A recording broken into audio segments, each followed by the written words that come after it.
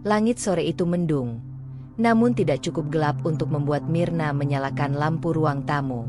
Ia baru saja selesai menyapu lantai saat suara motor berhenti di depan rumah kontrakannya yang kecil di pinggir gang sempit. Kurir. Bu. Paket atas nama Mirna. Mirna menghampiri dengan ragu. Ia tidak ingat memesan apa-apa. Setelah tanda tangan, ia membuka amplop besar berwarna krem yang diberi pita biru di sudutnya.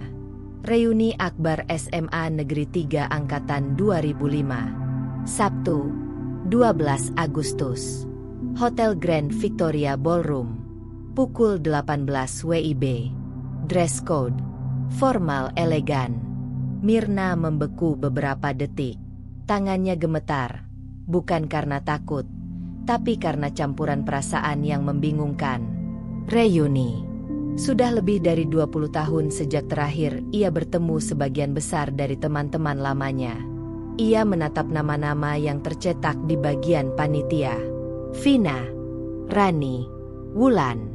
3 nama yang dulu sangat dekat dengannya.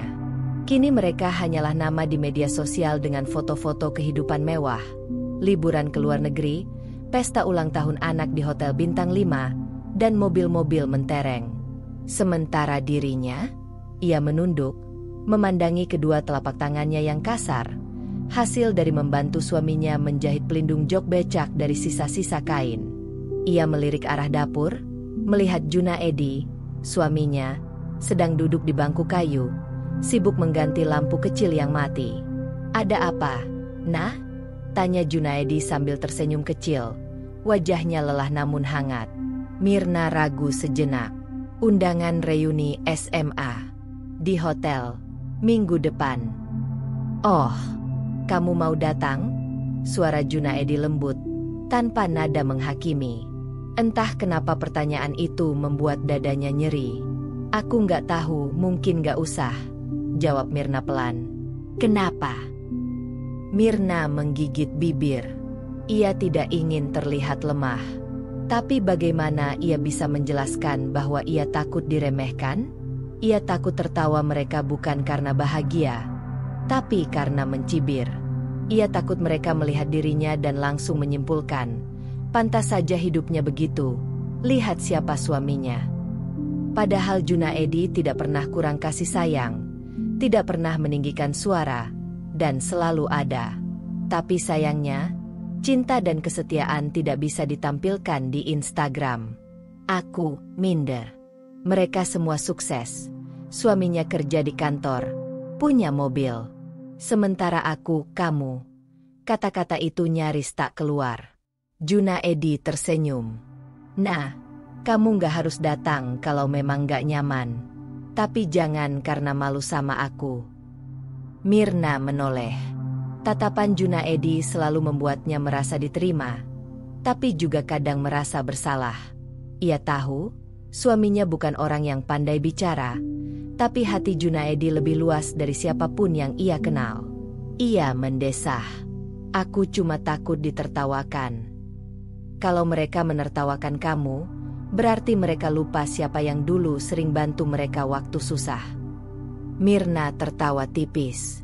Ia ingat, dulu ia sering mencontekkan PR ke Vina, meminjamkan sepatu olahraga ke Wulan, bahkan memberi uang jajan ke Rani saat dompetnya hilang. Tapi semua itu tampaknya sudah terlupakan. "Aku pikir-pikir lagi." "Ya," ucap Mirna akhirnya. Malam harinya, setelah makan malam sederhana dengan tahu goreng dan sambal terasi, Mirna duduk di tepi ranjang. Junaedi sudah tertidur. Napasnya pelan dan teratur. Di meja kecil, undangan reuni masih tergeletak. Mirna menatapnya.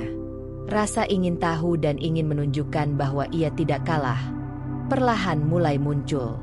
Tapi bagaimana cara datang tanpa mempermalukan diri? Dia tidak punya gaun mewah, tidak punya mobil. Dan, kalau ia jujur, ia tidak mau datang sendirian. Tapi kalau Junaedi mengantar dengan becak. Mirna menutup mata. Ia bisa membayangkan suara tawa pelan yang ditahan, tatapan sinis dari tas bermerek, komentar setengah berbisik seperti, "Astaga, Dia datang pakai becak. Suaminya tukang becak ya? Kasihan. Tapi di sisi lain, ada juga suara kecil dalam hatinya yang berkata, kenapa harus malu? Bukankah dia laki-laki yang mencintaimu, bekerja keras demi kamu? Malam itu, Mirna tidak tidur nyenyak. Perasaan ragu, malu, tapi juga ingin membuktikan sesuatu saling bertabrakan dalam pikirannya. Keesokan paginya, saat Junaedi mengelap becaknya yang sederhana tapi bersih, Mirna berdiri di pintu. Bang, panggilnya lirih. Aku mau datang ke reuni, tapi aku nggak punya baju bagus. Junaedi tersenyum, menoleh sambil memegang lap. Bajumu yang biru muda itu bagus, yang kamu pakai pas kita nikahan.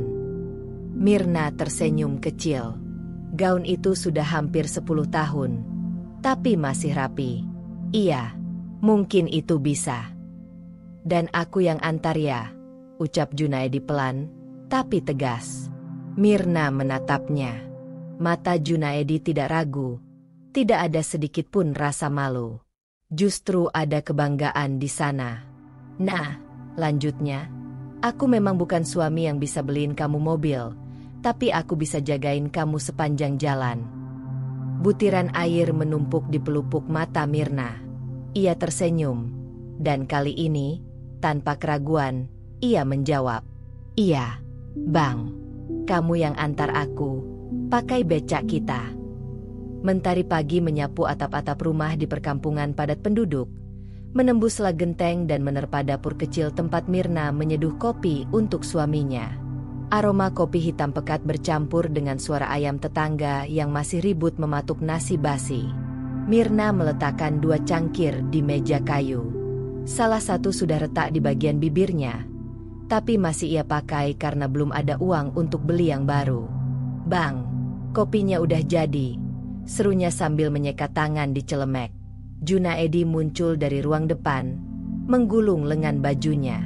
Wajahnya masih basah oleh air wudhu. Ia baru saja selesai salat subuh. Makasih. Nah, ia duduk di bangku plastik dan menyeruput perlahan. Suara seruputannya seperti bagian dari rutinitas pagi rumah itu. Becaknya udah diservis. Bang? Tanya Mirna. Udah. Kemarin aku ganti rantainya. Sempet nyangkut pas narik penumpang ke pasar Kemuning. Mirna mengangguk. Ia tahu, becak tua itu sudah puluhan kali diperbaiki. Bannya sudah 3 kali diganti, rangkanya mulai karatan, dan atapnya kadang bocor kalau hujan deras. Tapi di mata Junaedi, becak itu bukan sekadar alat kerja, itu simbol kehormatan. Bukan karena tua atau usang, tapi karena ia tak pernah malu mencari nafkah yang halal. Junaedi menghabiskan kopinya, lalu berdiri sambil merapikan baju lusuh yang bersih tapi sudah mulai memudar warnanya. Aku narik dulu. Ya, nanti jam 5 sore pulang, jadi kamu bisa siap-siap. Mirna mengangguk, tapi wajahnya masih menyimpan keraguan. Bang. Kamu yakin gak malu antar aku ke hotel pakai becak? Junaedi menoleh, tersenyum, lalu melangkah mendekati istrinya. Ia menatap Mirna dengan pandangan lembut yang selalu membuat hati perempuan itu tenang. Aku ini tukang becak. Nah, dari dulu kamu tahu. Tapi aku gak pernah malu sama pekerjaan aku. Yang penting halal, cukup buat makan kita. Yang aku malu, kalau aku nyusahin kamu. Mirna menggigit bibir. Air matanya nyaris tumpah. Tapi ia tahan. Orang boleh tertawain aku. Nah, tapi aku gak akan pernah biarin mereka ngerendahin kamu. Kalimat itu membungkam semua keraguan yang masih bersarang di dada Mirna. Setelah Junaedi pergi, Mirna mulai membersihkan rumah. Ia menyapu lantai, menyeka debu di almari, dan memisahkan cucian kotor. Tangannya bergerak cepat, tapi pikirannya masih penuh oleh bayangan reuni malam nanti. Pukul 11 siang, ia membuka lemari kecil di kamar. Di sana tergantung gaun biru muda yang dulu ia kenakan saat pernikahannya dengan Junaedi. Bahan satinnya sudah mulai mengelupas di beberapa bagian, tapi warnanya masih segar. Ia mengangkat gaun itu perlahan, memeluknya sejenak, seolah mengenang hari pernikahannya 10 tahun silam. Saat itu mereka hanya menikah di masjid kampung, dengan mahar sederhana, seperangkat alat salat dan sepeda bekas.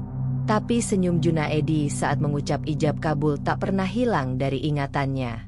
Siang itu panasnya luar biasa. Junaedi menarik becaknya dari pangkalan menuju arah pasar. Penumpangnya ibu-ibu yang membawa sayur dan 2 keranjang besar berisi belanjaan. "Bang, agak pelan ya. Barangku banyak," kata si ibu. Junaedi mengangguk. Ia sudah biasa mendengar permintaan seperti itu. Walau tubuhnya mulai renta, napasnya kadang ngos-ngosan, ia tetap mengayuh dengan penuh semangat. Setiap roda yang berputar adalah bukti tanggung jawab yang ia pikul setiap hari. Di perempatan lampu merah, ia melihat deretan mobil berhenti. Ada mobil-mobil mewah dengan AC dingin dan musik dari dalamnya. Ia tidak iri. Sudah lama ia berdamai dengan hidupnya. Tapi hari ini, hatinya sedikit bergetar. Karena malam nanti, ia akan memasuki dunia orang-orang itu. Hotel besar, pakaian rapi, dan senyum palsu. Becaknya tak punya AC, apalagi klakson modern. Tapi ia akan tetap memolesnya sore nanti. Membersihkan kaca kecil di bagian depan, menyeka jok agar bersih, dan mengelap catnya walau sudah kusam. Ia ingin Mirna duduk dengan bangga di sana. Pukul 5:10, Junaedi pulang dengan wajah lelah tapi puas. Pendapatan hari itu cukup untuk beli 2 potong ayam buat makan malam. Ia langsung menggantung becaknya di samping rumah, mengambil ember dan mulai mencuci bagian-bagiannya. Mirna sudah berdandan. Gaun biru mudanya terpasang rapi. Rambutnya dikuncir sederhana. Ia tak pakai riasan tebal, hanya bedak tipis dan lipstik lama yang masih tersisa sedikit di ujung tabung. Saat ia keluar rumah, Junaedi masih menyeka spion kecil di samping becak.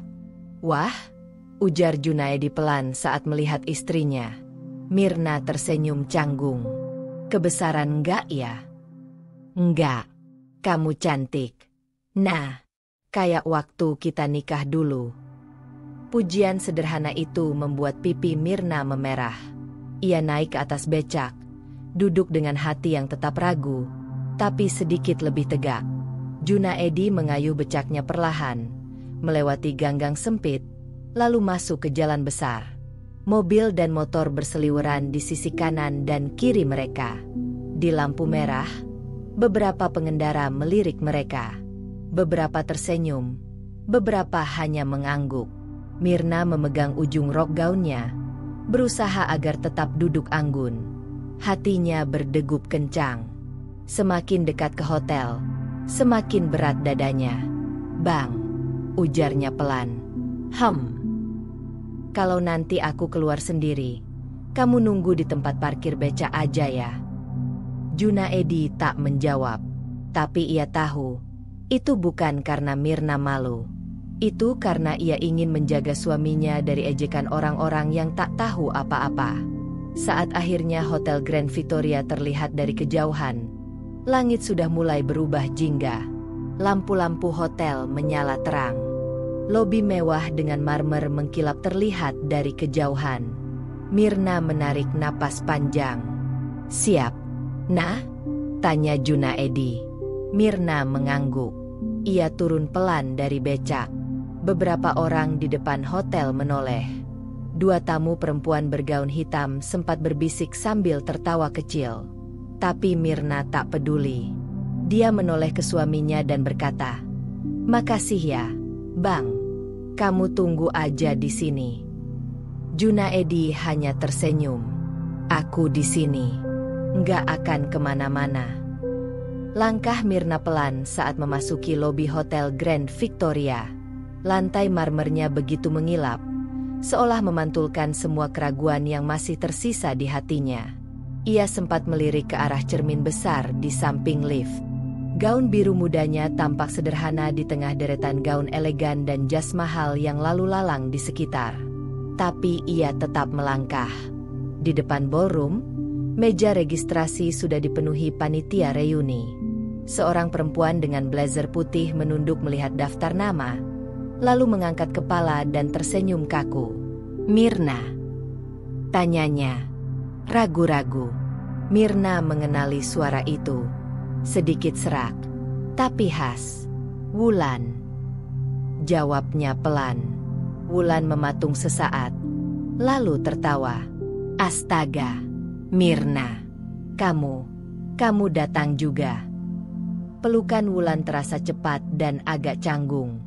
Matanya sempat turun ke arah sepatu Mirna yang usang, lalu kembali ke wajahnya.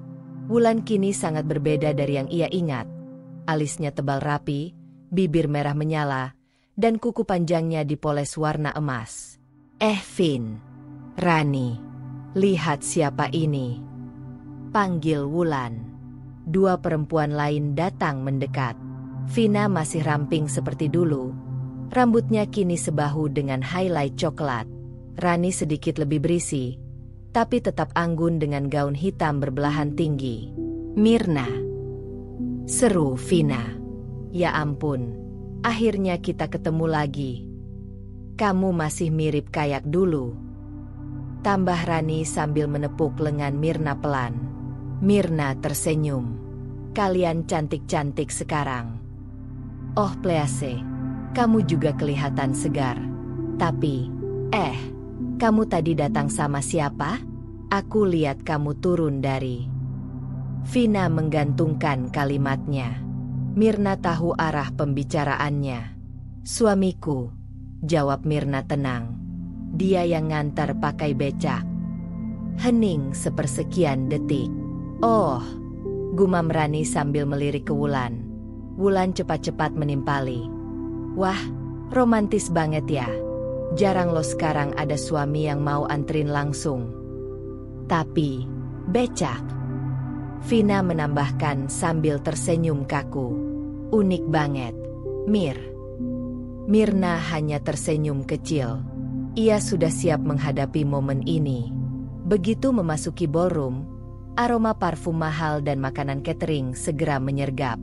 Ruangan dihias mewah, lampu gantung kristal, meja bundar dengan taplak putih, dan panggung kecil tempat MC berdiri dengan mikrofon.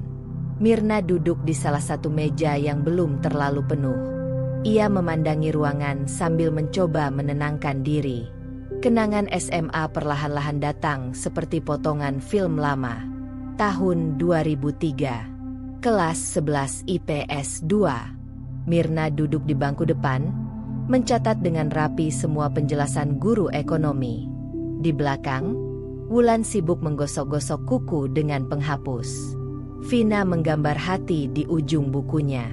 Rani tertawa pelan sambil memperlihatkan SMS dari pacarnya di Nokia 6600. Mirna bukan anak populer. Ia bukan yang paling cantik atau paling kaya. Tapi dia selalu jadi tempat bergantung. "Kalau ada PR sulit?" tanya Mirna. "Kalau ada ulangan mendadak?" minta contekan ke Mirna. "Kalau mau pinjam kalkulator?" Mirna juga yang dicari. Saat istirahat, kadang Vina akan memeluk lengannya, pura-pura manja. "Mirna, aku belum ngerjain PR fisika. Bolehin dong pinjam duluan." Dan Mirna selalu mengangguk, walau kadang lelah. Dia tidak banyak bicara, tapi senyumnya selalu hangat. Banyak guru menyukainya. Bahkan Pak Wahyudi, guru matematika yang galak, pernah bilang, "Kalau semua murid seperti Mirna, saya pensiun dengan damai." Tapi semua berubah di kelas 12. Saat orang tua Vina pindah ke luar negeri, dan ia mulai sering bawa gadget baru. Saat Wulan mulai pacaran dengan kakak kelas yang naik mobil. Dan Rani tiba-tiba punya followers Friendster ribuan. Mirna mulai ditinggal perlahan. Tidak secara terang-terangan, tapi ia bisa merasakannya. Mereka jarang duduk bersama lagi. Kadang hanya menyapa sekilas di lorong. Dan hari perpisahan sekolah, saat semua sibuk foto-foto bersama dengan kamera digital, Mirna duduk sendiri di bangku taman, memandangi bunga kertas yang bergoyang pelan. Tidak ada yang mengajaknya foto. Tidak ada yang mengucapkan terima kasih atas semua bantuan bertahun-tahun itu. Kini, lebih dari 2 dekade kemudian, mereka menyambutnya dengan pelukan basa-basi dan tawa tipis yang mudah ditebak nadanya. Tapi kali ini, Mirna tidak ingin jadi orang yang diam. Ia tidak lagi menjadi gadis SMA yang menunggu di taman sambil berharap ada yang ingat. Seorang laki-laki parubaya datang menghampiri meja tempat Mirna duduk. Mirna menoleh. Matanya melebar. Dimas. Dimas tersenyum. Ia tidak berubah banyak. Masih dengan gaya santainya, tapi kini lebih matang.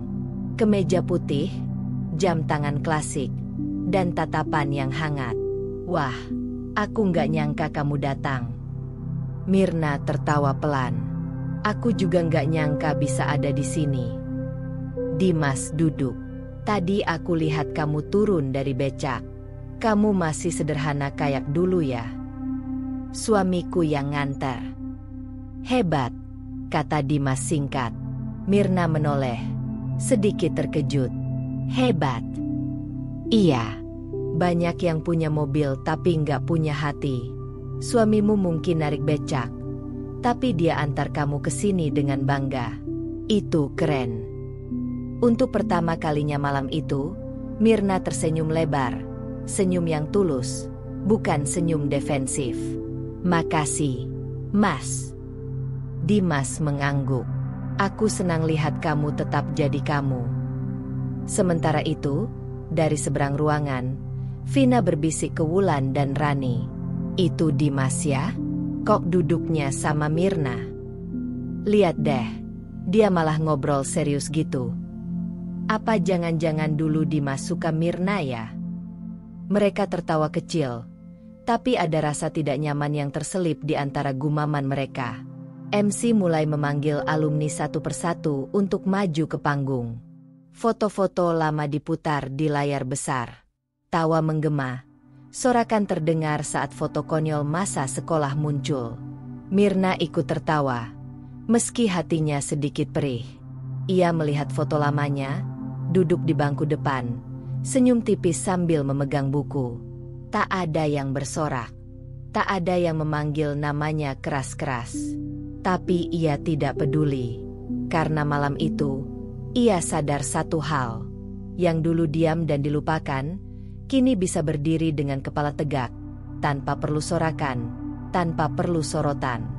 Cukup dengan keberanian untuk datang, dan tidak pura-pura menjadi orang lain. 1 minggu sebelum reuni, suasana rumah kecil Mirna berubah pelan-pelan. Bukan karena ada renovasi atau barang baru, tapi karena ada getaran baru dalam hati penghuninya. Sejak memutuskan untuk datang ke acara reuni, Mirna merasa seperti sedang mempersiapkan sebuah pertempuran. Bukan melawan orang lain, tapi melawan rasa rendah diri yang selama ini bersembunyi dalam diamnya. Pagi itu, setelah menyapu halaman, Mirna duduk di kursi bambu sambil menjemur rambutnya yang masih setengah basah. Di depannya, Junaedi sedang membalik-balik lembaran koran lama yang ia pakai untuk melap jok becaknya. Bang, panggil Mirna. Kalau aku mau sedikit benerin gaun nikah dulu, kira-kira bisa ya? Junaedi menoleh, menurunkan koran di tangannya. Yang biru muda itu. Iya, tapi ujungnya udah mulai ngelupas. Aku pikir mau tambahin renda dikit biar nggak kelihatan lusuh. Junaedi mengangguk. Besok aku tanya ke Bu Suminah, penjahit dekat Gang 3. Dia bisa nambahin renda, asal kamu mau sabar nunggu 2-3 hari. Mirna tersenyum. Aku sabar kok. Yang penting masih bisa dipakai.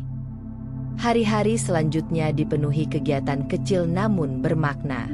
Mirna mencuci dan menyetrika gaun biru itu sendiri, dengan hati-hati, seperti menangani barang antik.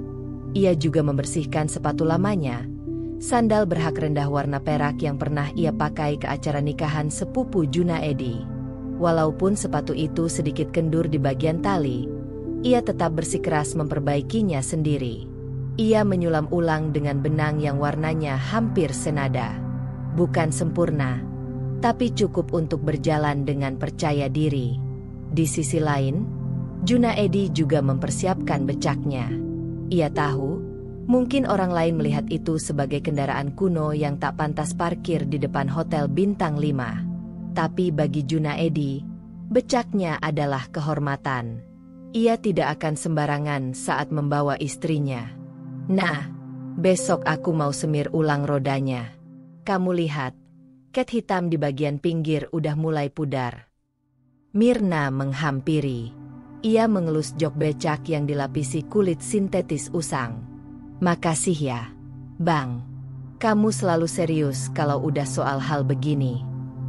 Junaedi tersenyum. Kamu istriku. Masa aku mau biarin kamu pergi ke tempat mewah dengan becak kotor? Malam-malam menjelang reuni, Mirna sering duduk sendiri sambil membuka album foto lamanya. Ia menemukan foto hitam putih dirinya waktu lulus SMA.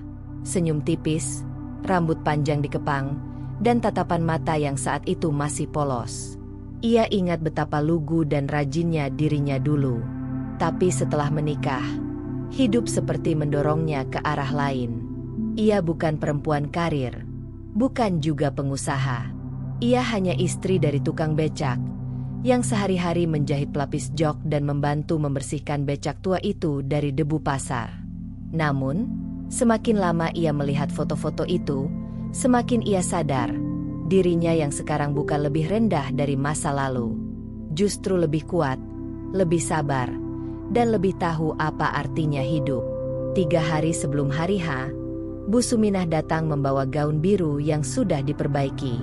Nih, Bu Mirna. Saya tambahin renda putih di bagian bawah sama lehernya.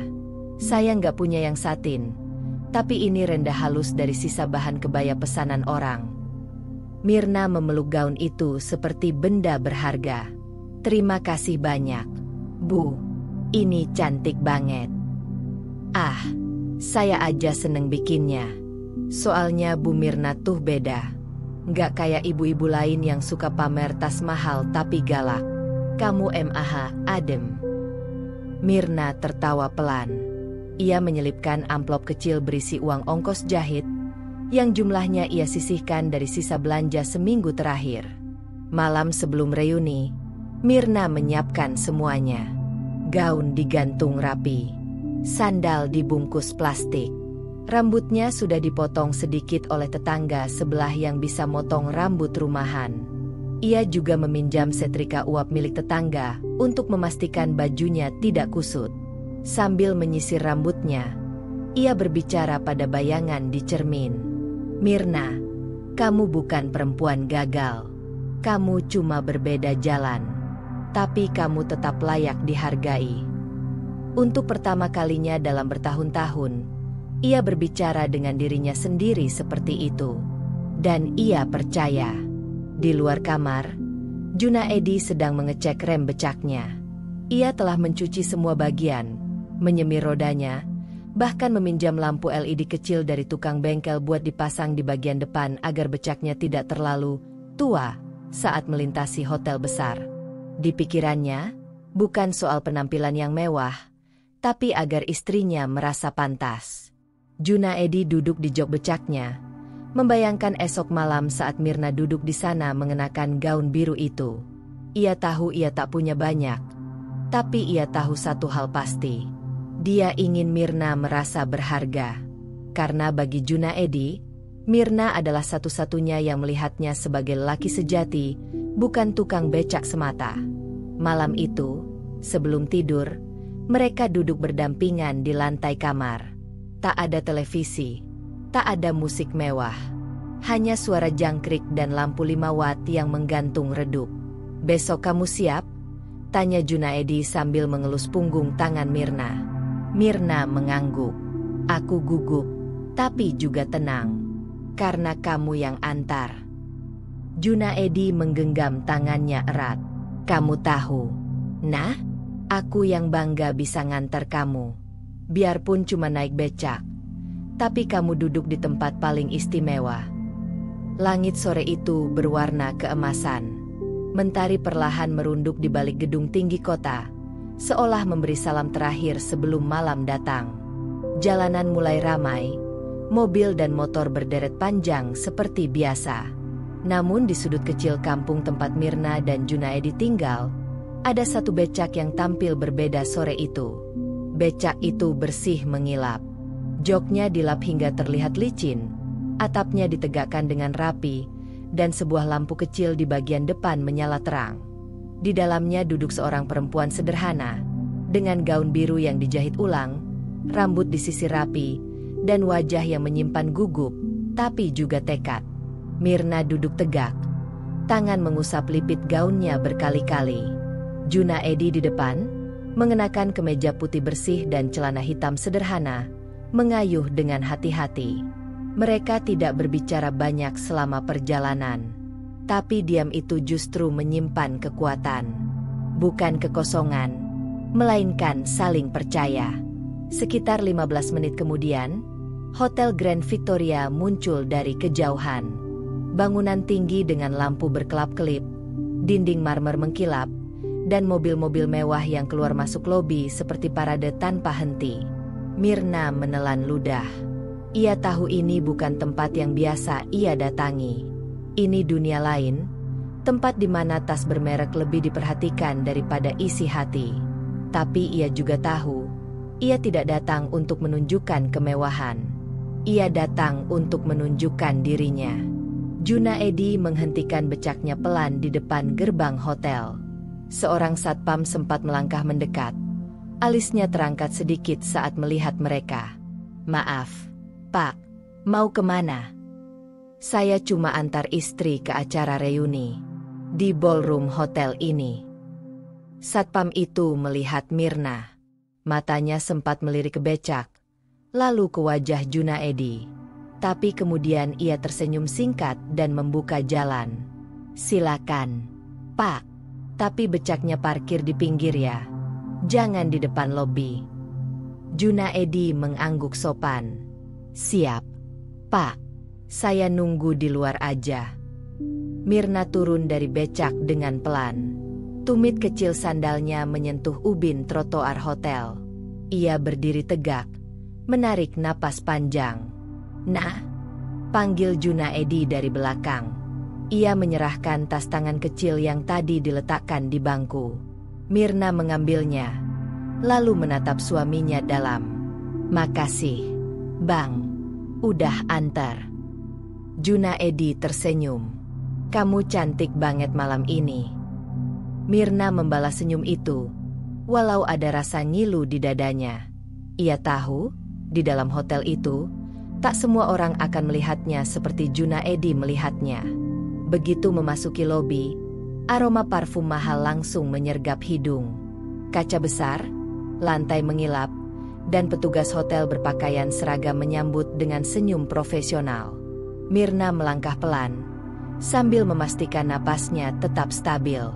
Di sisi kanan, ada tanda, Reuni Akbar SMA 3 Angkatan 2005, dengan panah menunjuk ke arah ballroom utama. Beberapa tamu lain juga datang bersamaan.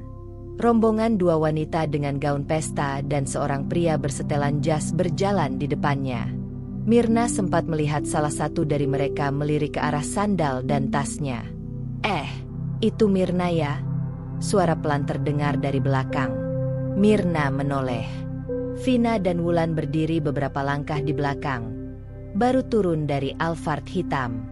Mereka tampil memukau, gaun panjang dengan detail renda dan payet, rambut ditata salon, dan high heels mengkilap. "Mirna ah," panggil Wulan dengan suara tinggi. Ia melambaikan tangan, seolah mereka sahabat lama yang selalu akrab. Kamu datang juga," seru Vina, mendekat sambil memeluk satu sisi bahunya. "Kamu datang sama siapa tadi? Kok kayaknya beda gitu?" Mirna tersenyum kecil. "Sama suami." "Oh ya." Wulan ikut menimpali. Tadi kami sempat lihat dari mobil. Kamu turun dari becak ya? Nada suaranya ringan, tapi jelas terdengar menggelitik. Iya, jawab Mirna tenang. Suamiku yang antar. Oh wow, unik banget. Sekarang itu jarang loh ada yang pakai becak buat ke hotel. Keren sih, berani tampil beda, ucap Vina sambil tertawa pelan. Mirna tahu tawa itu. Tawa yang tidak jujur. Tawa yang dulu pernah ia dengar ketika ia ke sekolah pakai sepatu sobek. Dan mereka semua memakai sepatu baru. Tapi kali ini, Mirna tidak tertunduk. Ia menatap mata Vina dan Wulan satu persatu. Aku nggak malu. Kok? Dia mungkin tukang becak. Tapi dia yang paling setia nemenin aku dari dulu. Nggak semua orang seberuntung itu. Sejenak, Vina dan Wulan diam. Senyum mereka kaku. Mungkin tak menyangka Mirna bisa menjawab dengan tenang. Bukan lagi Mirna yang diam dan menerima. Sebelum suasana makin canggung, Rani datang dari belakang, menyelamatkan percakapan. Kalian belum masuk? Ayolah. Di dalam udah rame banget. Dimas juga udah dateng tuh. Oh ya? Dimas? Sahut Wulan, lalu mengajak yang lain masuk. Mirna mengikuti mereka dari belakang. Setiap langkahnya terasa berat, tapi juga semakin kuat. Begitu masuk ballroom, lampu terang menyambut. Meja-meja bulat dihiasi bunga segar. Musik lembut mengalun dari speaker di sudut ruangan. Para tamu duduk rapi. Banyak yang sudah bercengkerama sambil tertawa. Mirna mengambil tempat duduk di dekat pintu. Ia tidak ingin menonjol. Ia hanya ingin hadir. Beberapa teman lama menyapanya. Sebagian tulus, sebagian basa-basi. Ia jawab semua dengan senyum. Tapi di sudut hatinya, ia tahu mereka mungkin melihatnya sebelah mata. Tapi setidaknya ia tidak berpura-pura. Dan di luar sana, di tempat parkir samping hotel, ada seorang pria sederhana yang sedang duduk di becaknya sambil menatap langit malam. Ia tidak masuk ruangan, tidak ikut acara, tapi kehadirannya lebih berarti dari semua tamu dengan jas mahal di dalam sana. Karena ia datang dengan cinta. Di dalam ballroom yang dingin dan gemerlap itu, suara gelas beradu dengan piring, tawa-tawa ringan, dan obrolan penuh basa-basi memenuhi udara.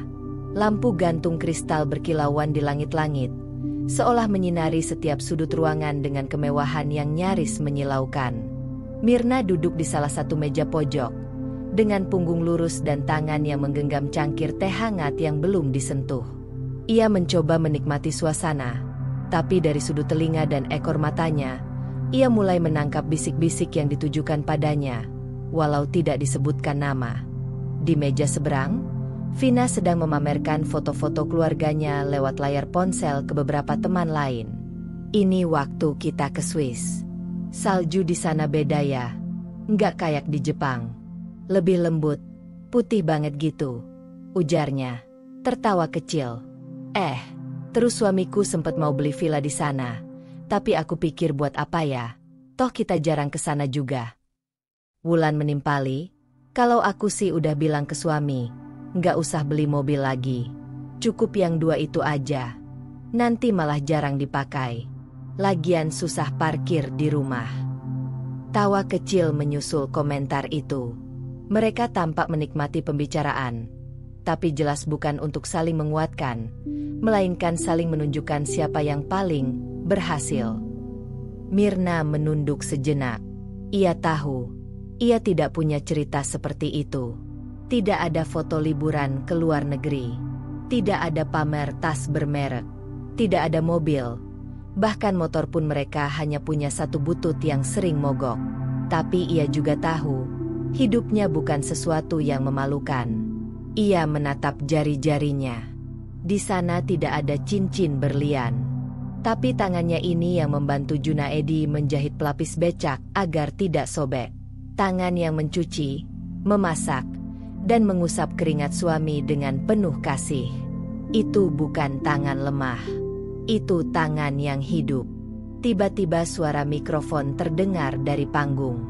Selamat malam semua alumni SMA 3 Angkatan 2005. Senang sekali bisa lihat wajah-wajah lama yang sekarang makin luar biasa. MC yang tampak energik memandu acara dengan antusias. Beberapa permainan dimulai, termasuk kuis cepat tentang masa-masa sekolah. Semua tertawa, bersorak, saling menyebut nama teman-teman yang dulu terkenal iseng atau pintar. Saat MC menyebut nama Mirna secara acak dalam sesi kuis, sebagian orang bersorak, tapi terdengar hambar.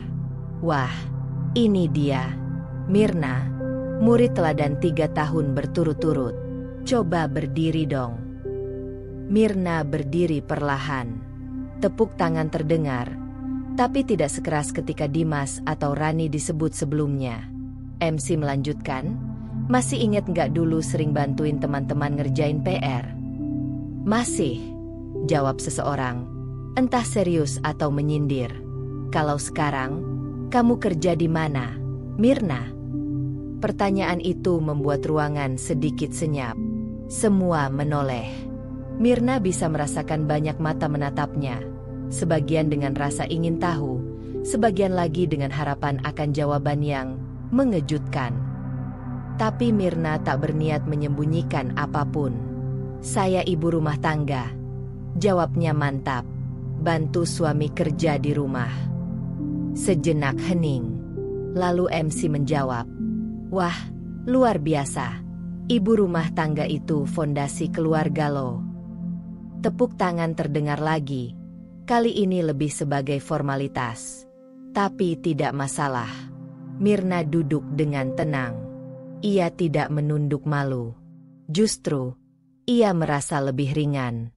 Karena berkata jujur tentang hidup sendiri, meski tidak gemerlap, jauh lebih terhormat daripada berpura-pura kaya di atas utang kartu kredit. Sementara itu, di meja belakang, Rani berbisik ke Vina dan Wulan. Kok dia masih bisa setenang itu ya? Kalau aku sih nggak bakal berani datang kalau hidupku gitu. Iya, padahal dia dulu pinter banget. Yah, sayang jatuhnya malah kayak gini. Wulan menambahkan, mungkin dia terlalu idealis.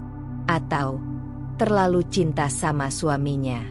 Padahal kan, kalau mau, dia bisa cari yang lebih mapan.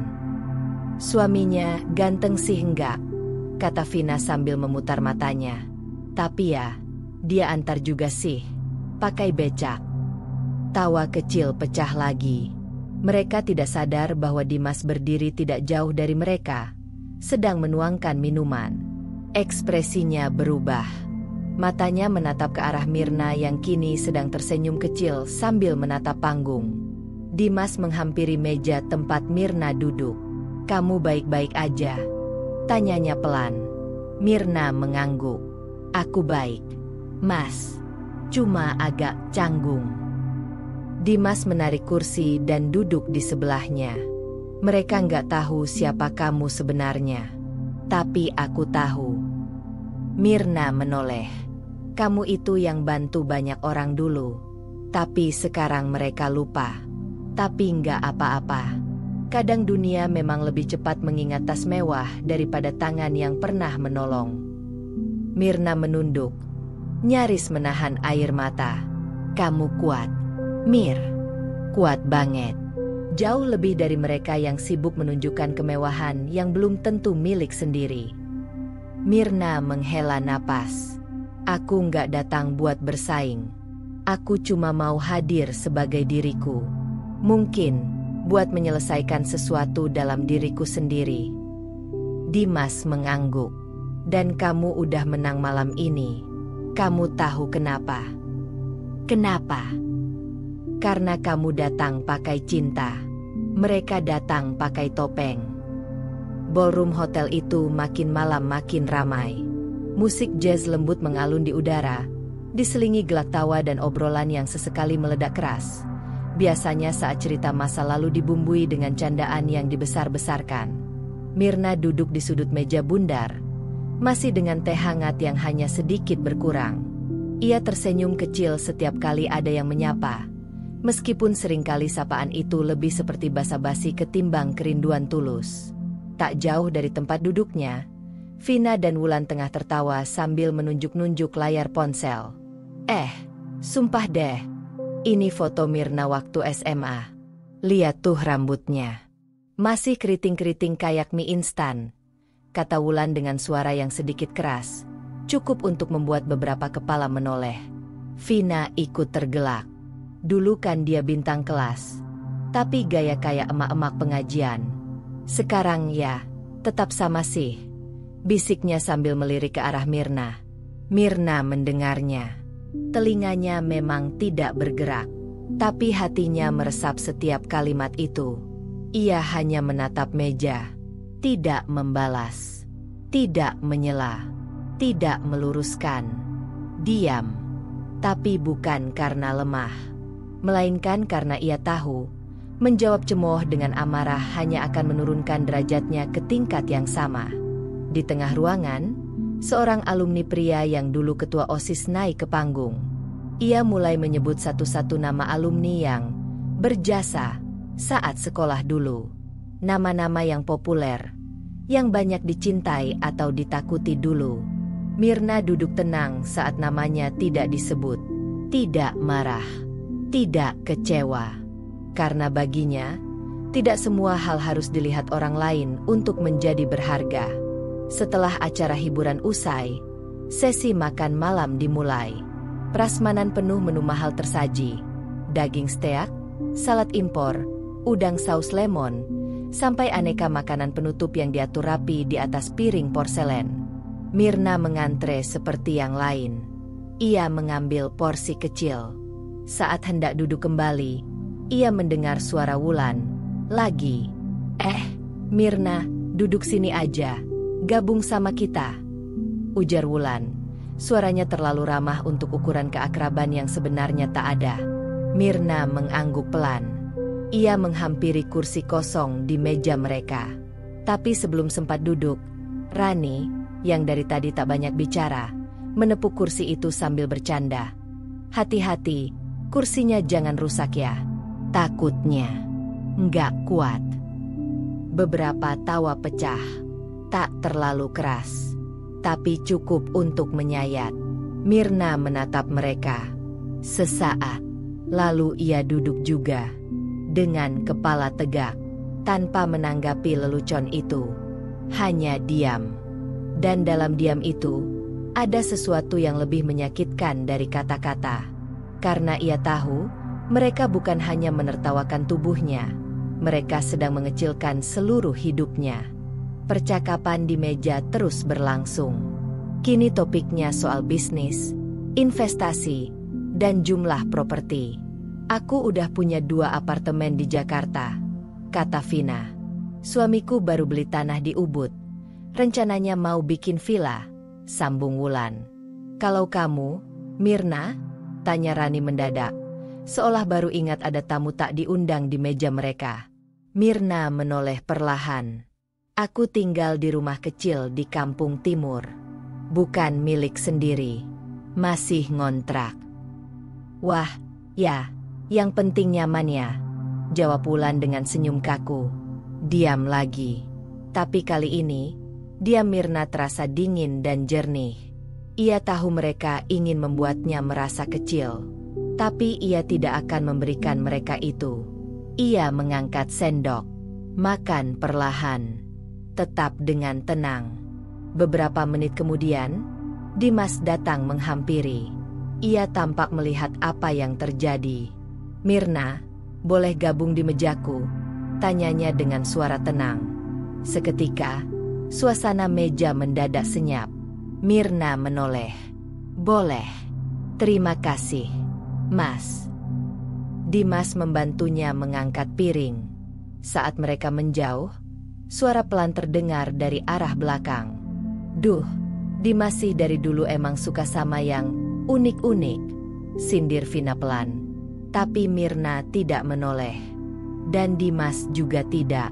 Sampai di meja lain yang lebih sepi, Dimas berkata, kamu tahu, yang kuat itu bukan mereka yang datang dengan tas branded, tapi yang datang dan tetap berdiri meskipun ditertawakan.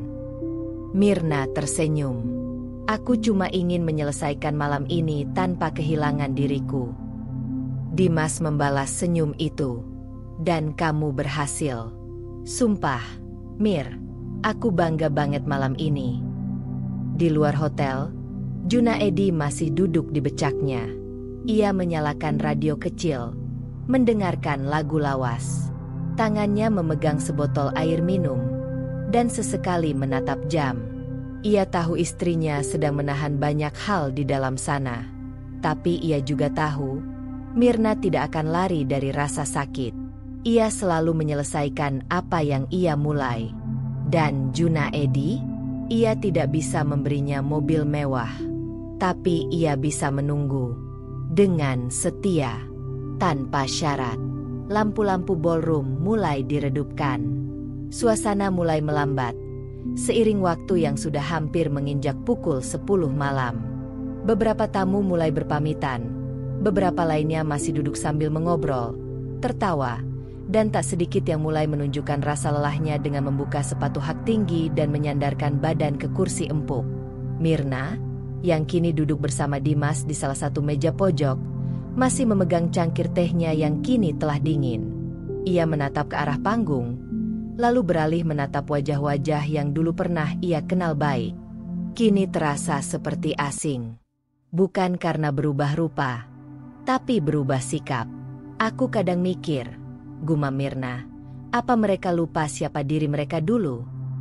Dimas melirik ke arah meja tempat Vina dan Wulan masih tertawa sambil menyelipkan komentar merendahkan dalam setiap kalimat. Kebanyakan dari mereka, jawab Dimas pelan, lebih suka mengingat diri mereka yang sekarang daripada diri yang dulu. Padahal, yang dulu itu yang membentuk siapa mereka sekarang. Mirna terdiam. Kepalanya dipenuhi potongan-potongan kenangan. Kenangan itu datang seperti kilatan kilat yang menyambar langit malam. Dulu, di bangku SMA, Mirna bukan sekadar murid teladan. Ia adalah sosok yang sering dimintai tolong. Ia tidak pernah menolak mengajari teman-temannya mengerjakan PR, membantu menyusun tugas kelompok, bahkan menyalin ulang catatan bagi mereka yang absen. Vina, yang kini dengan tas branded dan logat kebarat-baratan itu, dulunya sering datang pagi-pagi hanya untuk meminjam buku catatan Mirna yang rapi. Bahkan sering memintanya dibawakan kertas ujian cadangan agar bisa intip di kelas. Wulan, yang kini suka menyindir dengan tawa sinis, dulunya pernah meminjam uang ke Mirna lebih dari sekali. Uang jajan Wulan sering habis karena digunakan untuk membeli kosmetik yang sedang tren saat itu. Dan Mirna, dengan uang sakunya yang pas-pasan, masih mau berbagi. Rani, yang kini bersikap acuh dan pasif, dulunya pernah menangis di pelukan Mirna karena diselingkuhi pacarnya. Mirna yang menghiburnya sepanjang malam dan menemaninya pulang naik angkot. Dan kini, semua itu seperti tidak pernah terjadi. Dimas menatap Mirna yang tenggelam dalam pikirannya. Mir, ucapnya pelan. Mereka lupa, tapi kamu jangan. Mirna mengangguk, bukan untuk menyimpan dendam, tapi untuk tidak menyalahkan diriku karena merasa sakit. Dimas tersenyum tipis. Kamu tahu nggak, alasan aku datang ke reuni ini sebenarnya bukan cuma nostalgia. Mirna menatapnya. Terus, aku penasaran sama kamu. Aku pernah dengar kabar tentang kamu dari teman yang satu daerah sama kamu. Katanya kamu hidup sederhana, suamimu tukang becak. Tapi, dia bilang juga, kamu bahagia. Aku nggak percaya awalnya. Tapi sekarang aku lihat langsung. Dan aku ngerti. Ngerti apa? Tanya Mirna lirih. Ngerti bahwa bahagia itu bukan soal punya, tapi soal cukup dan menerima. Suasana di ruangan mulai tenang. Banyak meja yang sudah kosong. Tapi suara tawa dari meja Vina dan Wulan masih terdengar. Dan tiba-tiba, sesuatu menarik perhatian Mirna. Vina sedang menunjukkan foto-foto kenangan masa SMA lewat layar ponsel kepada sekelompok orang yang tersisa. Ini yang dulu kita kerjain PR-nya bareng-bareng. Tapi ya, yang nulis MAH si Mirna doang. Kita tinggal nyalin, katanya sambil tertawa. Beberapa orang tertawa, termasuk Wulan. Tapi Rani tidak tertawa. Ia diam. Matanya menatap layar ponsel, lalu sesekali melirik ke arah Mirna. Beberapa menit kemudian, saat Vina ke toilet, Rani menghampiri meja Mirna. "Mir," ucapnya ragu. Mirna menoleh. "Aku minta maaf ya. Kalau dari tadi aku diam, bukan berarti aku setuju sama semua omongan mereka. Aku cuma nggak tahu harus gimana." Mirna tersenyum tipis. "Nggak apa-apa, Ran. Aku ngerti kok." Rani duduk sebentar. Suaranya pelan, tapi tulus. "Aku inget banget dulu kamu yang nolong aku waktu aku nangis gara-gara si Farhan. Kamu yang jemputin aku, nemenin aku pulang, dengerin aku curhat. Kamu bahkan gak bilang-bilang ke siapa-siapa. Padahal aku waktu itu egois banget." Mirna menunduk. "Masa lalu itu? Ya masa lalu. Aku gak pernah berharap kamu bayar balik semua itu. Cuma, jangan ikut menertawakan hidup orang lain." Rani mengangguk. Matanya berkaca-kaca. "Kamu tahu, Mir, kamu mungkin gak punya mobil atau tas mahal. Tapi kamu punya sesuatu yang gak bisa dibeli orang lain." "Apa itu?" tanya Mirna. "Hati yang bersih." Percakapan itu singkat, tapi cukup untuk membuat Mirna kembali percaya bahwa tidak semua orang lupa. Beberapa hanya tenggelam sesaat dalam arus kehidupan.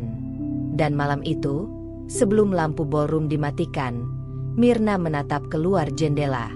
Di sana, di parkiran, Junaedi masih duduk di becaknya.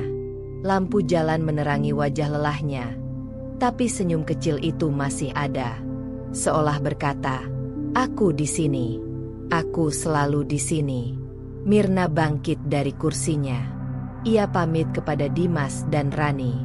Sambil berjalan menuju pintu keluar, ia melewati meja Vina dan Wulan tanpa berkata apa-apa. Tidak membalas, tidak menunduk, tidak menatap sinis. Hanya berjalan dengan kepala tegak dan hati yang ringan. Karena malam itu, ia sadar, ia bukan siapa-siapa yang perlu dikasihani, tapi seseorang yang layak dihargai. Meski dunia lupa, udara malam masih terasa hangat ketika Mirna melangkah keluar ballroom. Lampu taman hotel menyinari jalan setapak menuju parkiran, memberikan kesan tenang dan damai. Suara musik dari dalam ruangan terdengar samar, seolah semakin menjauh seiring langkahnya. Di kejauhan, Junaedi sudah berdiri di samping becaknya, menunggu dengan sabar seperti biasa. Namun sebelum Mirna sempat menyapanya, langkah seseorang mendekat dari belakang. "Mirna." Suara itu lembut dan hangat. "Dimas." Mirna menoleh. "Masih di sini?" Dimas mengangguk. "Aku nggak langsung pulang. Mau ngobrol sebentar. Kalau kamu nggak keberatan." Mirna tersenyum. "Nggak, tentu nggak. Ada yang mau dibicarakan." Mereka berjalan pelan menuju bangku taman tak jauh dari tempat Junaedi menunggu. Becak Junaedi tetap dalam jangkauan pandang Mirna, membuatnya merasa aman. "Kenapa kamu mau datang ke reuni ini?"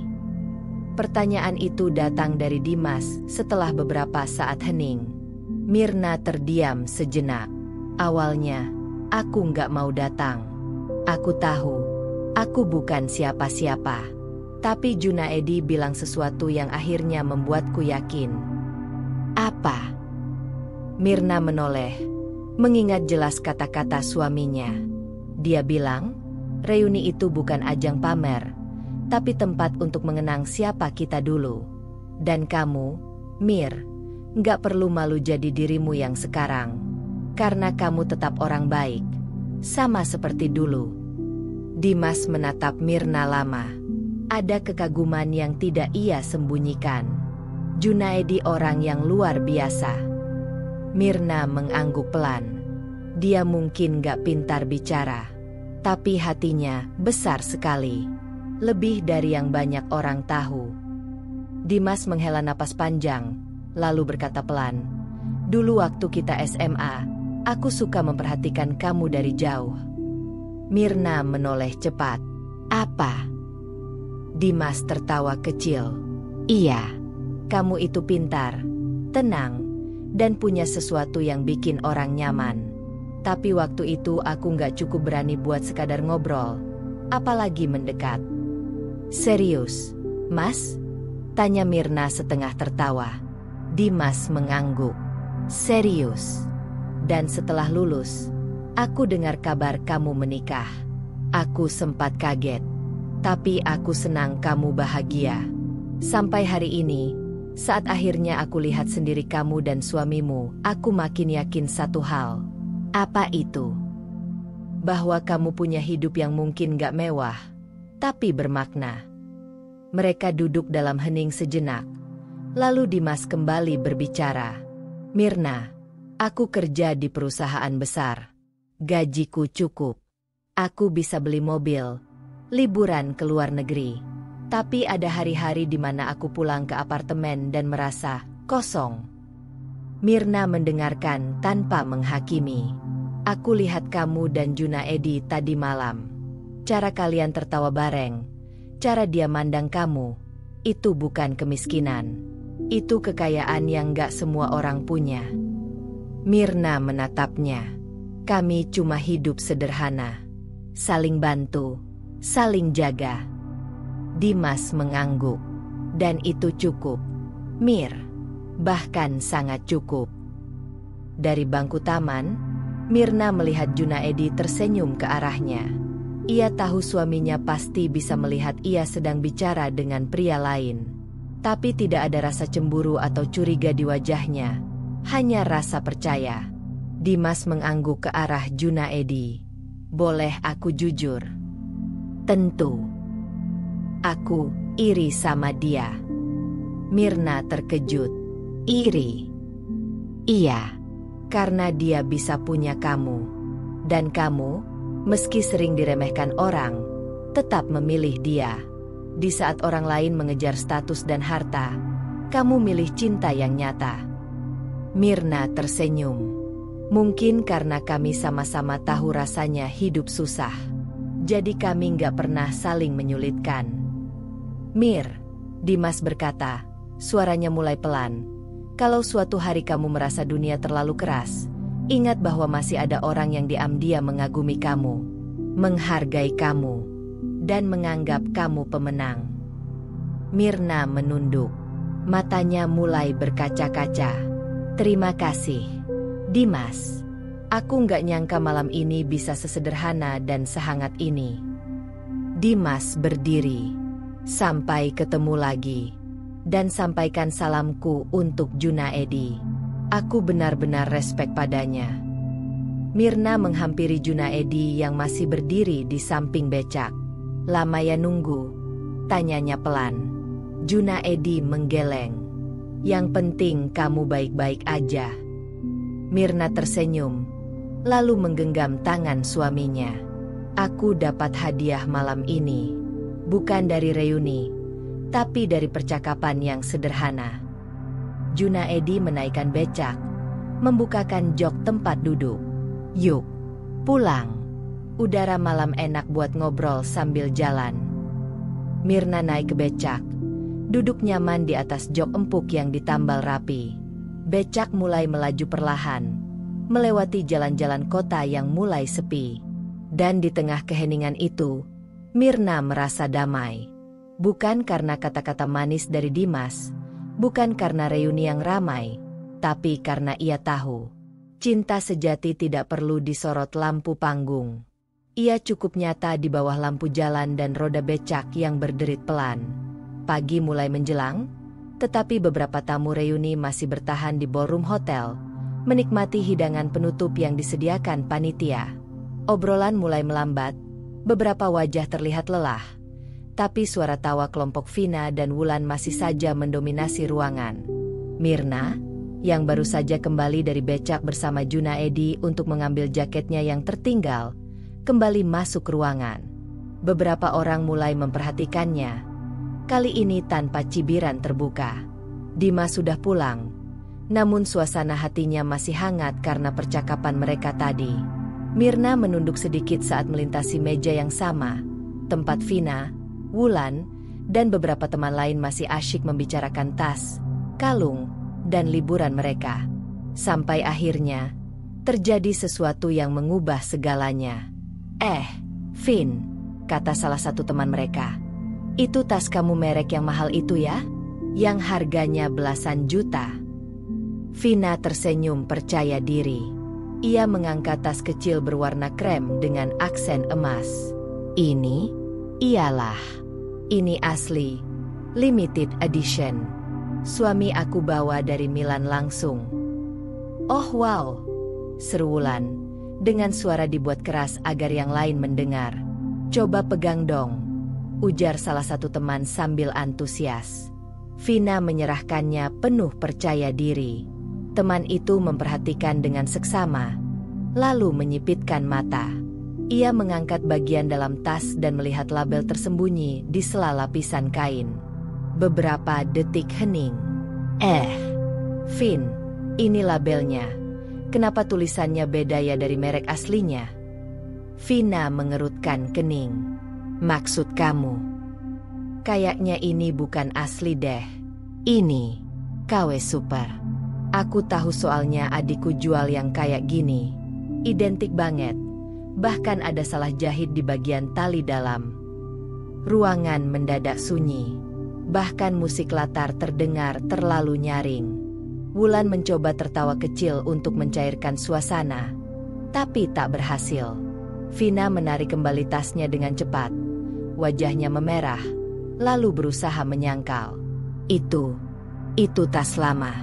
Suamiku punya yang asli, tapi aku salah ambil mungkin. Namun, tidak ada yang menjawab. Beberapa teman pura-pura sibuk dengan ponselnya. Beberapa lagi saling pandang dengan ekspresi penuh rasa iba atau geli. Dan saat itu, suara tawa kecil terdengar dari sudut ruangan. Tawa pelan, namun jujur. Mirna. Ia tidak tertawa karena mengejek.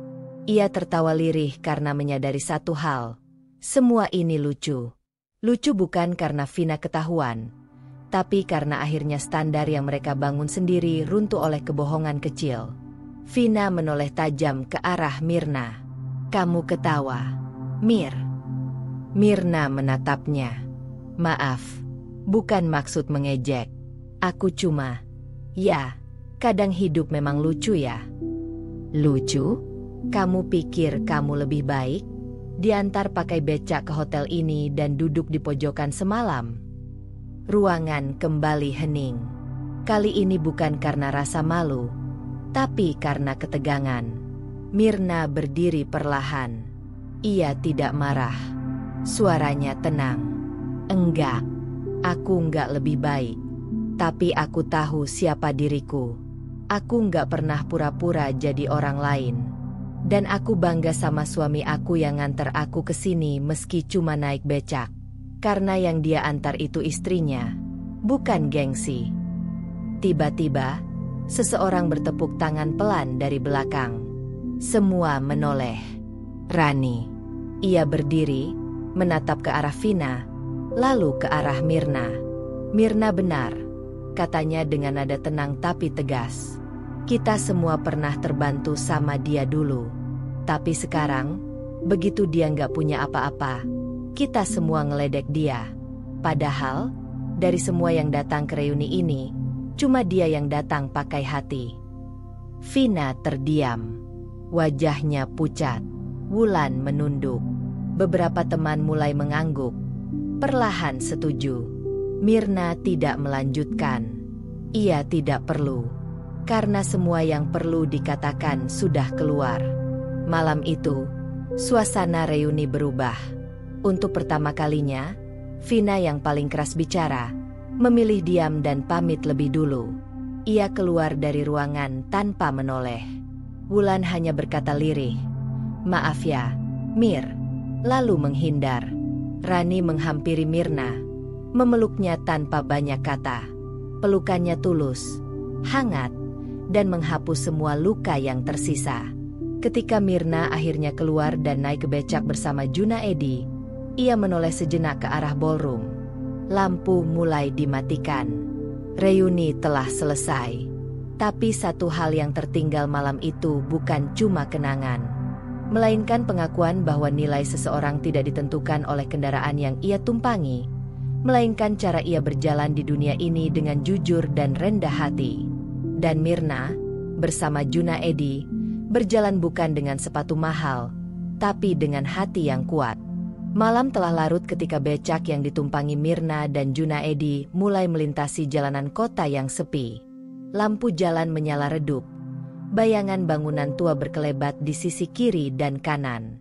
Mirna menyandarkan kepalanya ke sisi becak. Angin malam menyapu wajahnya.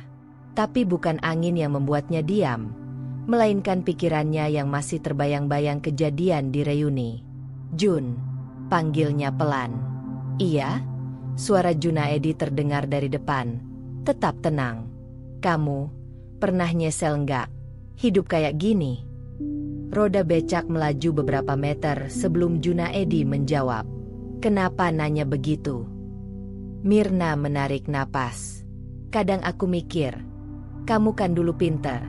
Lulus SMA dulu malah nilaimu paling tinggi di sekolah. Kamu bisa kuliah.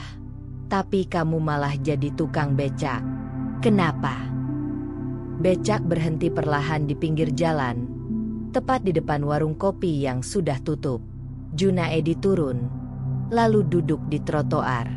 Mirna mengikutinya, tahu bahwa ini bukan sekadar jeda. Ini adalah waktu untuk bicara. Junaedi menatap lampu jalan yang temaram. "Dulu, setelah lulus SMA, aku dapat beasiswa ke universitas negeri. Aku udah keterima. Tapi, bapak sakit keras. Ibu nggak kerja. Adik-adikku masih kecil. Jadi aku milih kerja." Mirna mendengarkan dengan serius. Ia tahu sebagian cerita itu, tapi tak pernah sedalam ini. "Aku kerja jadi kuli bangunan, siang malam, sampai bapak meninggal, dan ibu menyusul 2 tahun kemudian. Aku yang tanggung semuanya. Sampai akhirnya tabunganku habis. Nggak bisa cari kerja tetap karena ijazah kuliah nggak ada. Jadi aku beli becak bekas. Ya udah, mulai narik." "Kenapa nggak cerita dari dulu?" tanya Mirna, matanya berkaca. Junaedi tersenyum kecil. "Buat apa? Aku nggak pernah malu. Orang lain mungkin lihat aku cuma tukang becak. Tapi aku tahu, aku kerja halal. Nggak nyusahin orang.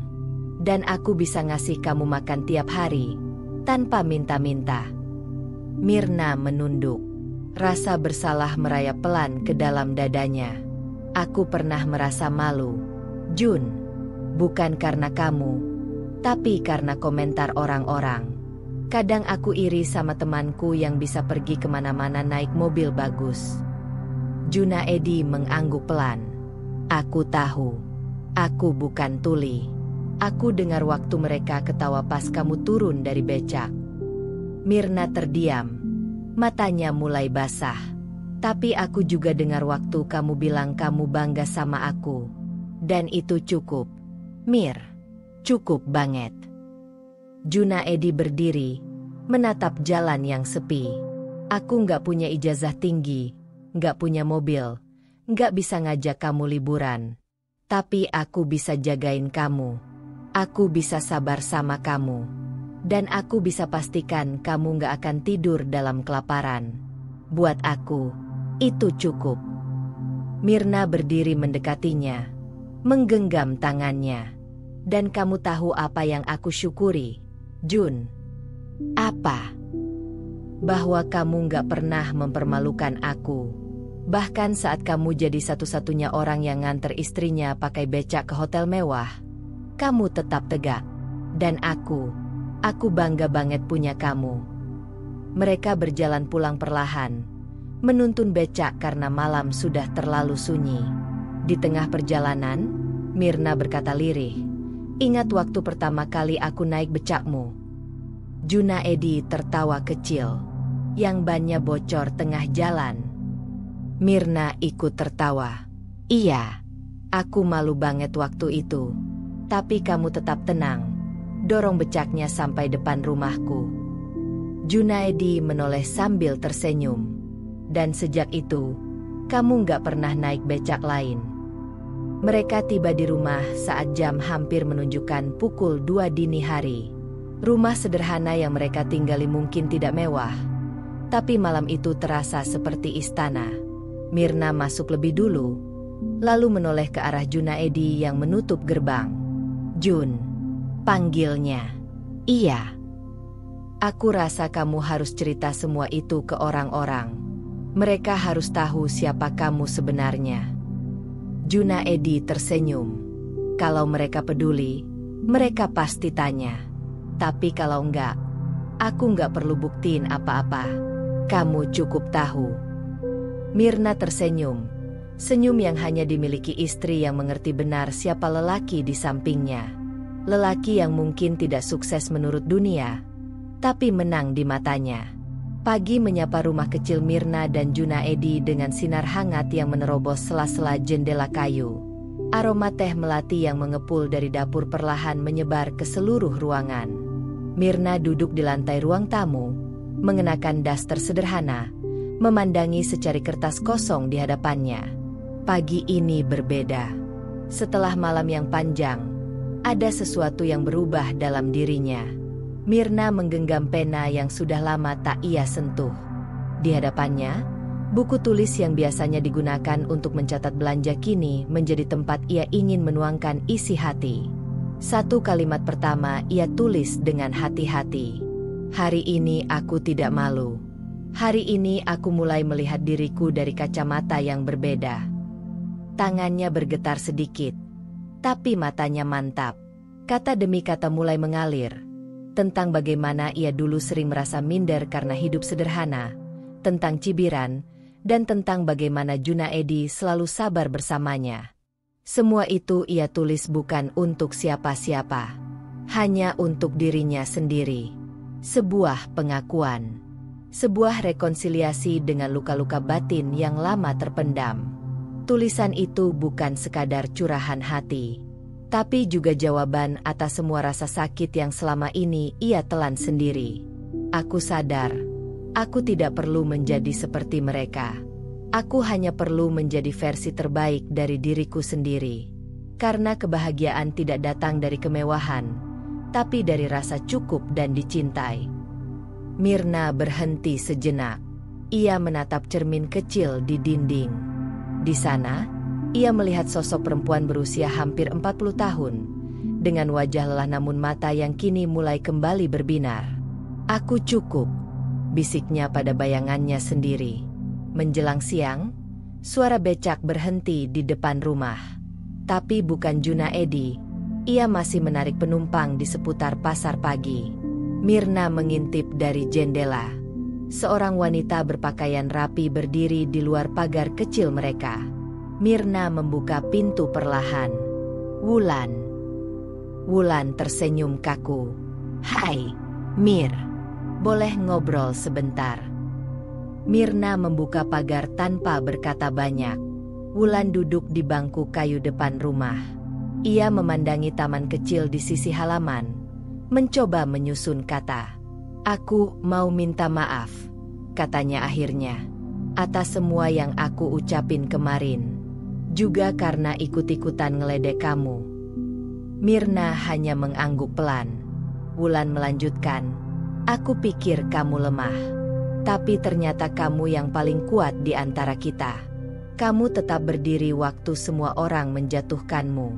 Aku iri, Mir. Iri karena kamu punya sesuatu yang kita nggak punya. Ketulusan dan pasangan yang setia." Mirna menatap Wulan.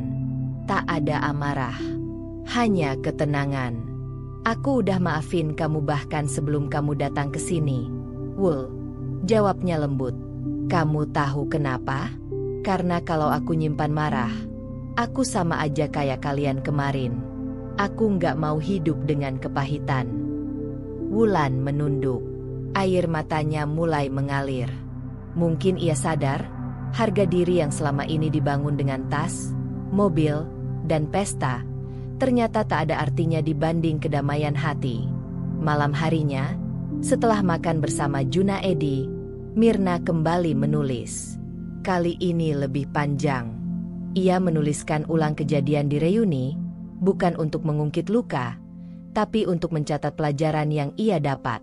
Ia memberi judul halamannya, Hari Ketika Aku Diuji, Tapi Tidak Tumbang. Hari demi hari berlalu. Menulis menjadi rutinitas baru. Ia mulai menumpahkan pemikirannya tentang kehidupan, cinta, kesabaran, dan perjuangan dalam bentuk catatan pendek. Tanpa ia sadari, lembaran-lembaran itu mulai membentuk sesuatu yang utuh. Kisah hidupnya sendiri. Suatu malam, Junaedi masuk ruang tamu dan melihat buku itu terbuka. Ia membaca pelan tanpa menyentuhnya. Aku bukan istri dari pria kaya, tapi aku adalah istri dari lelaki yang tahu bagaimana memperlakukan perempuan. Dan itu lebih dari cukup bagiku. Junaedi menoleh ke arah Mirna yang sedang mencuci piring. Ia hanya tersenyum, lalu kembali menutup buku itu perlahan. Terima kasih, Mir, ucapnya pelan. Mirna menoleh, bingung. Untuk apa? Karena kamu menuliskan aku dengan jujur. Itu lebih dari cukup buat aku.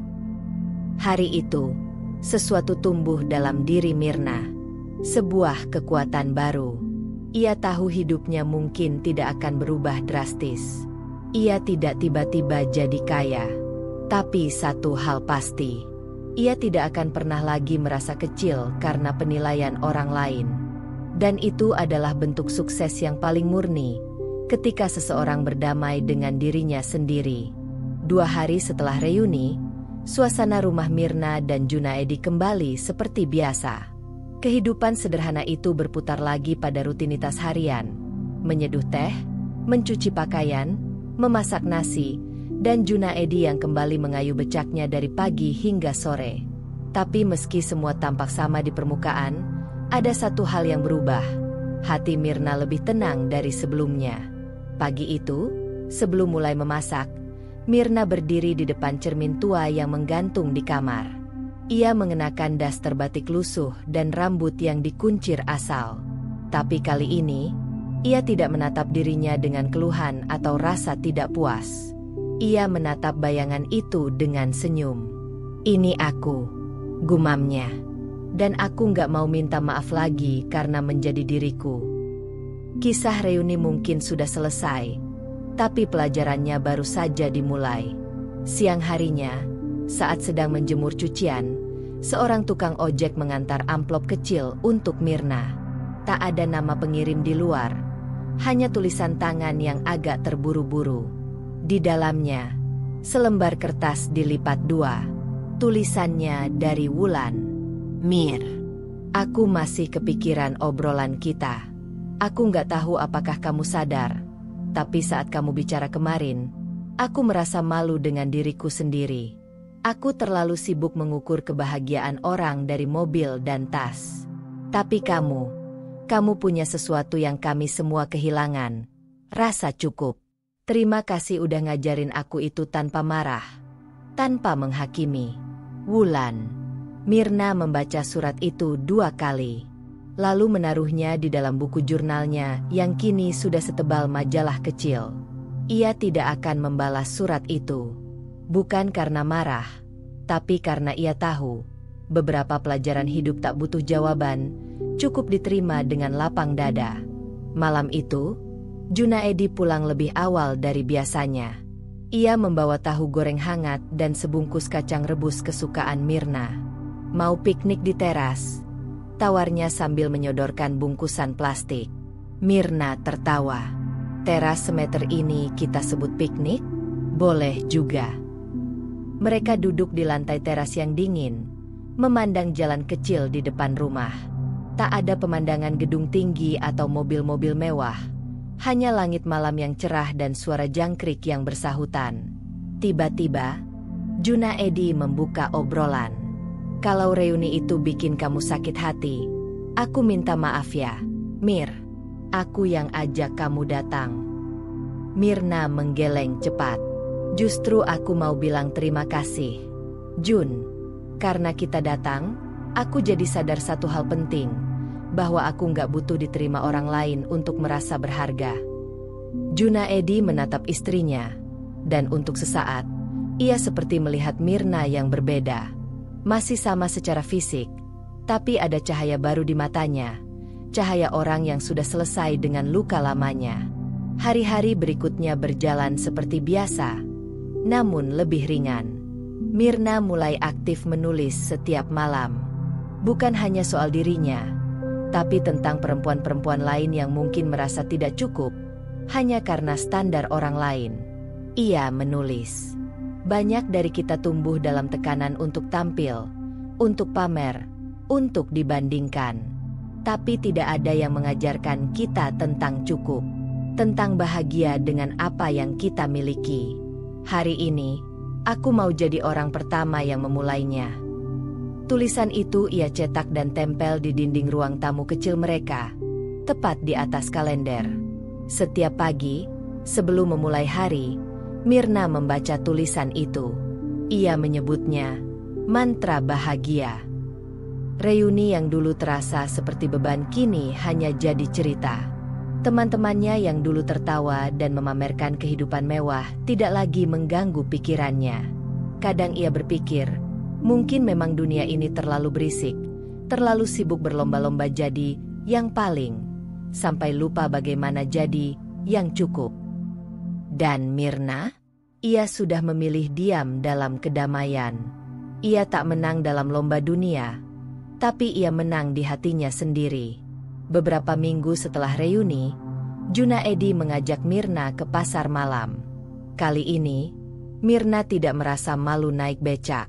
Ia justru bangga duduk di sana, dengan tangan menggenggam erat tangan suaminya. Jalanan mungkin penuh suara, tapi hati mereka diam, dalam kedamaian, dalam saling percaya.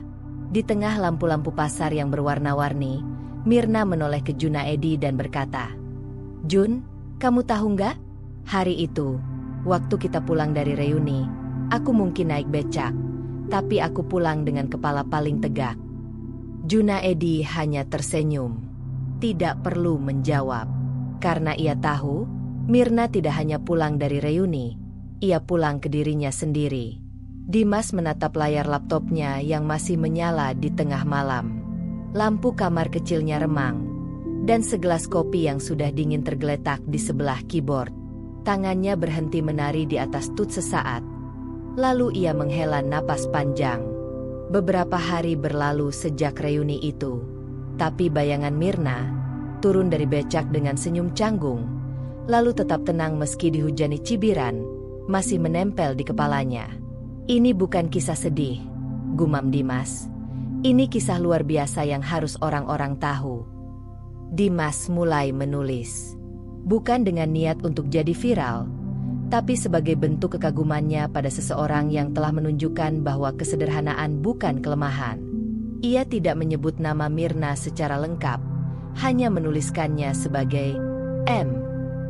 Ia menggambarkan peristiwa reuni dari sudut pandangnya sendiri, tentang bagaimana satu perempuan datang dengan becak di antara mobil mewah, tentang diamnya yang bukan karena lemah, tapi karena kuat.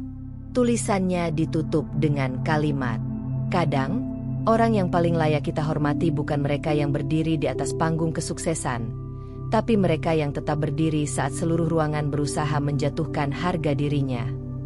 Dimas mengunggahnya ke blog pribadi, lalu membagikannya ke media sosial miliknya, disertai tagar hormat untuk yang tegar. Ia lalu tidur, tak menyangka apa yang akan terjadi esok hari. Keesokan paginya, Junaedi baru saja menyelesaikan rute langganan pagi ketika seorang pemuda menghampirinya di pasar. "Pak, Bapak tuh yang suka nganterin istri pakai becak ya? Saya baca kisah Bapak dan Ibu. Hebat banget. Pak. Junaedi bingung. Kisah apa ya? Si pemuda menunjukkan postingan blog Dimas yang sudah disebar ulang oleh akun-akun besar di media sosial. Di bawah tulisan itu, ribuan komentar mengalir. Banyak yang tersentuh. Banyak yang meneteskan air mata. Terima kasih, M. Karena kamu aku belajar arti harga diri. Kisah ini menyentil aku yang sering malu dengan suamiku yang bukan orang berada. Aku bacakan ini ke ibu. Kami berdua menangis. Terima kasih. Junaedi menatap layar ponsel itu dengan mata berkaca-kaca. Ia tak pernah membayangkan hidupnya yang tenang bisa menyentuh ribuan orang. Ia segera pulang untuk memberitahu Mirna. Saat mendengar ceritanya viral, Mirna sempat panik.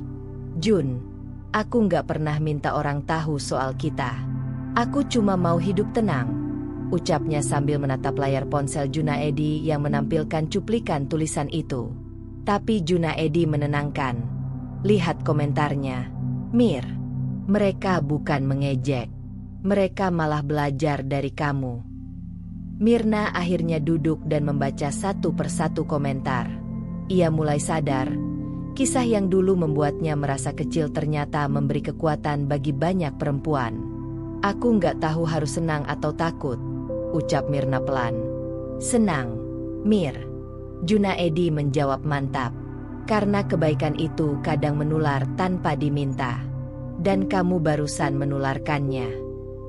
2 hari kemudian, telepon rumah berdering. Sebuah stasiun televisi nasional menghubungi Mirna. Mereka ingin mengundang Mirna dan Junaedi hadir dalam program talk show bertema makna kesuksesan yang sesungguhnya.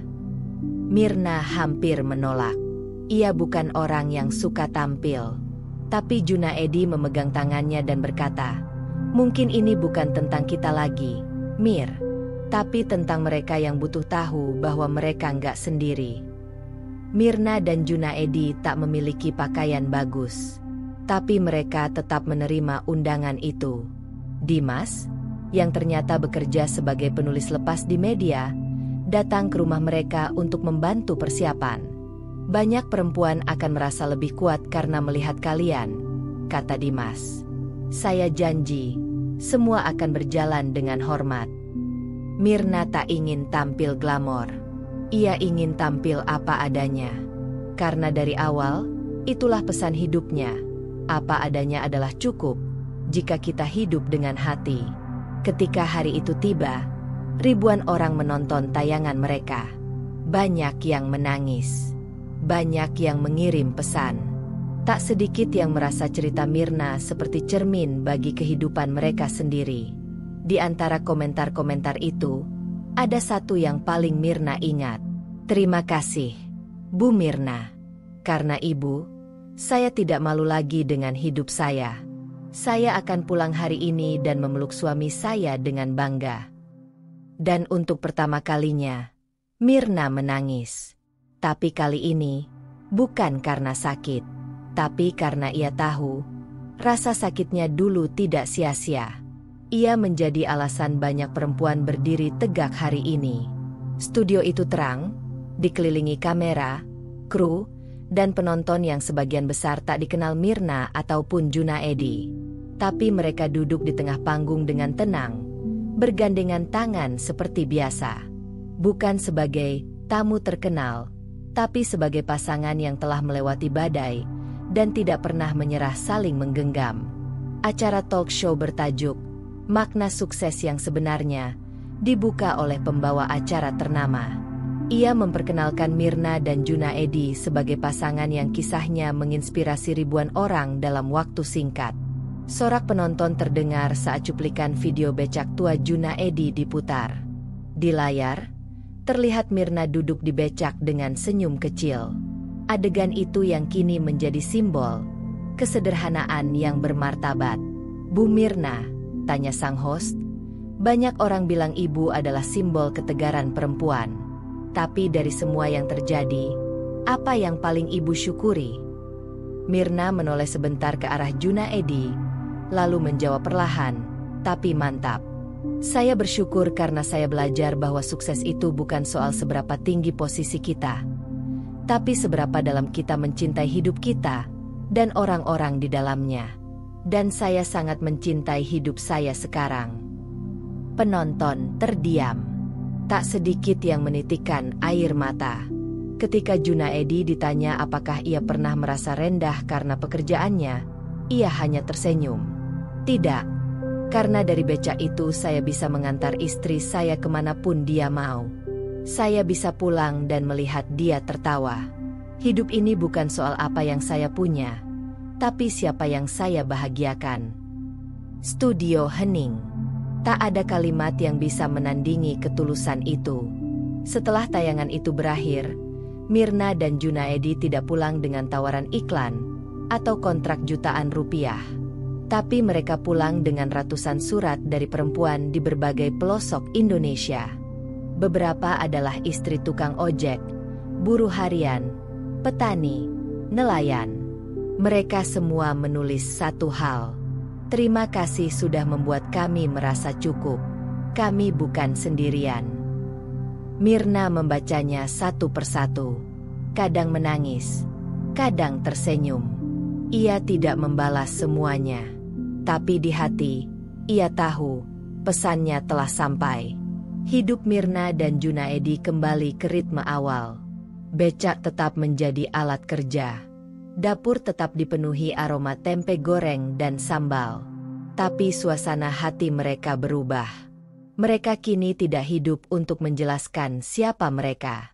Tidak juga hidup untuk menghindari cibiran. Mereka hanya hidup untuk satu hal, bersyukur.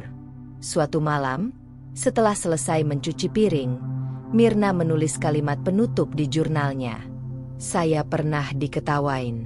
Pernah dilecehkan karena hidup saya biasa saja. Tapi akhirnya saya sadar, mereka tertawa karena mereka belum paham. Dan sekarang, saya tidak butuh mereka untuk paham. Saya cukup paham bahwa saya berharga. Ia menutup jurnal itu dengan damai. Di sampulnya, ia menulis sebuah judul. Di balik becak suamiku. Cerita Mirna bukan kisah dongeng. Ia tidak berubah jadi kaya. Junaedi tidak tiba-tiba punya bisnis besar. Tapi mereka menang. Dengan caranya sendiri. Mereka menang karena tetap bersama. Mereka menang karena tidak membalas hinaan dengan dendam, tapi dengan ketegaran. Mereka menang karena mengajarkan orang-orang satu hal yang paling sering dilupakan. Kebahagiaan tidak datang karena dipuji orang, tapi karena kita berdamai dengan diri sendiri. Dan begitulah akhir dari cerita kita hari ini. Setiap perjalanan, seberapapun kecilnya, selalu menyimpan pelajaran dan makna. Semoga kisah ini bisa menginspirasi, menghibur, atau bahkan membuka sudut pandang baru untukmu. Kalau kamu suka dengan cerita seperti ini, jangan lupa untuk like, komen, dan tentunya subscribe agar kamu nggak ketinggalan cerita-cerita seru berikutnya. Aktifkan juga lonceng notifikasinya supaya kamu jadi yang pertama tahu saat cerita baru tayang. Sampai jumpa di kisah selanjutnya.